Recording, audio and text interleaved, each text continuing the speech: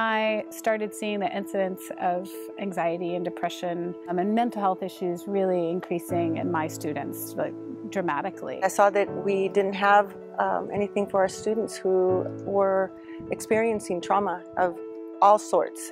And so I started looking. I was working at a school that was experiencing a lot of stress, and I was watching things change in really undesirable ways. I got introduced to mindfulness after just a really stressful school year. I just needed to find something that would really nourish and support me in what I was doing.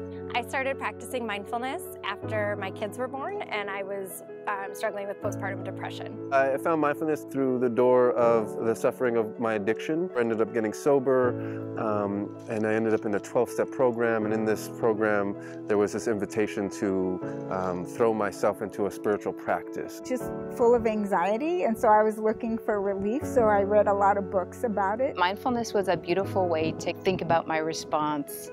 What's my personal power? How do I use my personal power? I got really motivated to see a different way for myself that wasn't just letting my mind kind of run away with the day. I believe strongly in not asking my students to do something I wouldn't do myself. So I checked it out first, and I really found the impact in my life profound, and I felt like it was important to share it with my students.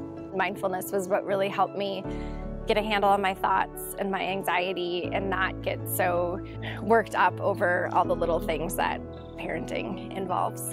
I was inspired by the results I saw in my own response to the stress around me and how quickly my own level of calm would affect the people around me. I felt more gratitude and just had more energy, and I think people around me noticed that too. My mindfulness lets me take a pause and know that I can't fix everything, but that I'm here and I can do something. When I first started meditating, I was just so frustrated that nothing was happening. But in reality, everything was happening. I just was paying attention to my expectations more than the moment. I was surrendering a lot of my mental space to serving other people, and I wasn't really as in touch with my own experience. To be more curious than judgmental.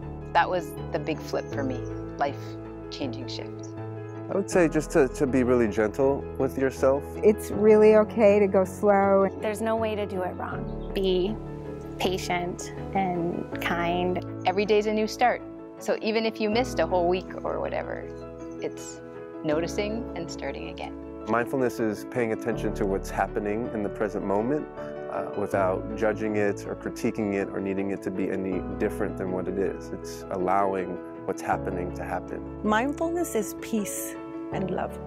Mindfulness is just being awake and present. Mindfulness is about paying attention to our internal and our external experience with a lot of love and a lot of curiosity and compassion. Mindfulness is paying attention. Paying attention to what you're doing while you're doing it.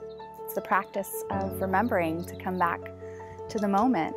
I've really come to care for myself, got to know myself, and that's just really different from the way I've lived my whole life. It made me a better mom, wife, teacher. Like underneath all the layers and all the stuff and all the conditioning, my trauma, I am like intrinsically good.